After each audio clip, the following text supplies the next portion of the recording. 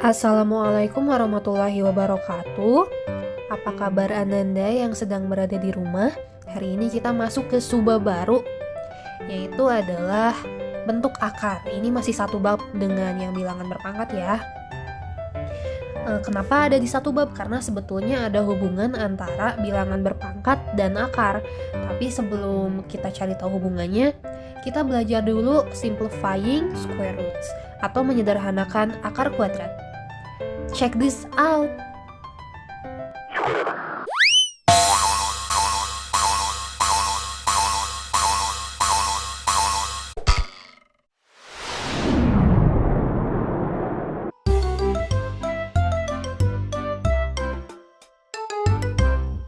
Salawat and pray.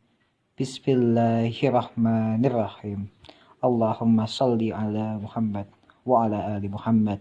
Rabbi zidni ilma warzuqni fahma.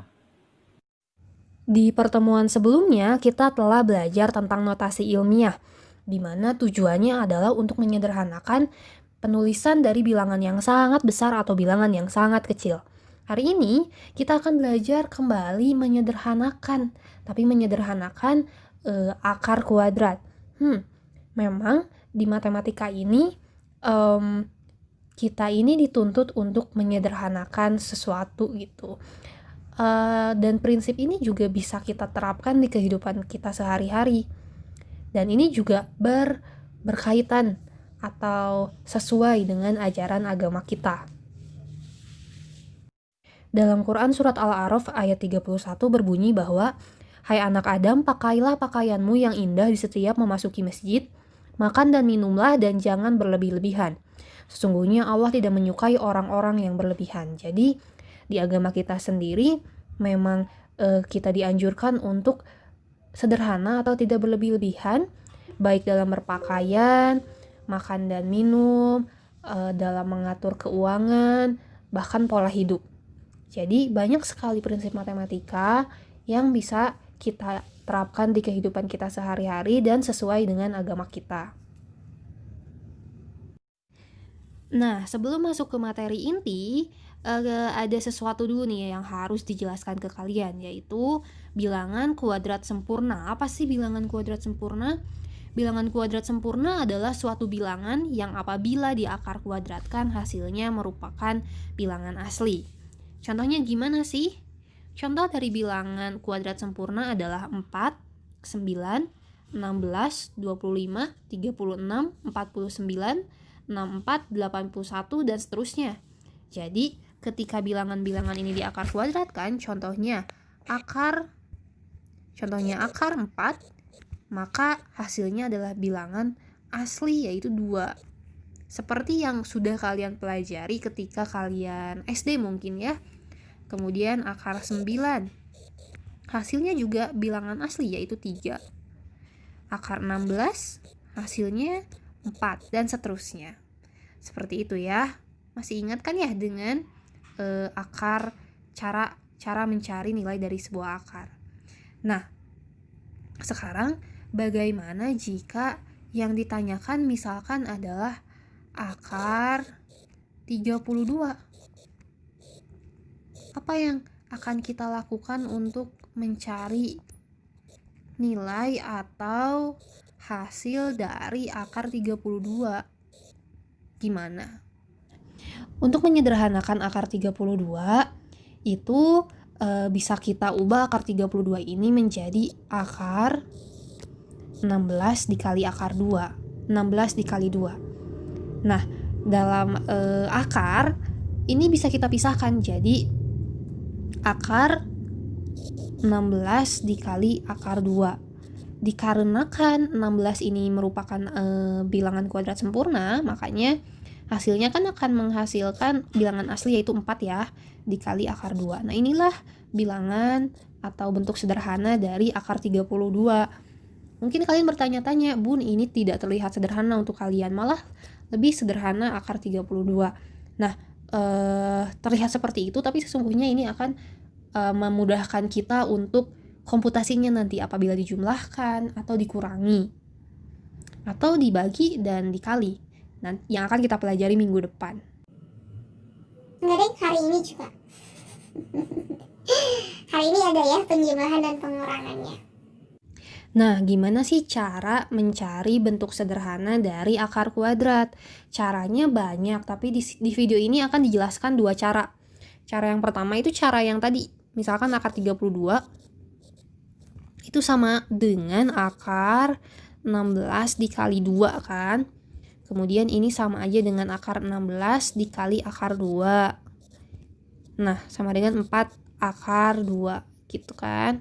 Nah, berarti kalian harus nyari perkalian antara bilangan kuadrat sempurna dan bilangan lainnya. Kita coba list dulu ya, bilangan kuadrat sempurna itu tadi ada 4, 9, 16, 25, 36, 49, 64 ya, kemudian 81, 100, dan seterusnya. Nah, bilangan lainnya ini biasanya 2, misalkan 3, 5, 6, 7, 11, dan seterusnya. Kenapa sih 6? Nanti akan kelihatan. Kenapa 6 juga? Karena 6 itu gak bisa disederhanain. Misalkan ya, akar 8 misalkan yang mudah dulu. Berapa sih bilangan kuadrat sempurna? Dikaliin bilangan lainnya yang biar nanti salah satunya itu bilangan kuadrat sempurnanya itu bisa jadi bilangan asli. Ini mudah ya. Akar 8 ini sama aja dengan akar 4 kali 2. Kemudian sama aja dengan akar 4 dikali akar 2. Akar 4-nya menghasilkan bilangan asli kan? 2 akar 2 gitu. Nah, tapi kalau misalkan akar 6 itu udah gak bisa disederhanain. Akar 6 udah paling sederhana karena gak ada lagi faktor dari 6 yang salah satunya adalah bilangan kuadrat sempurna.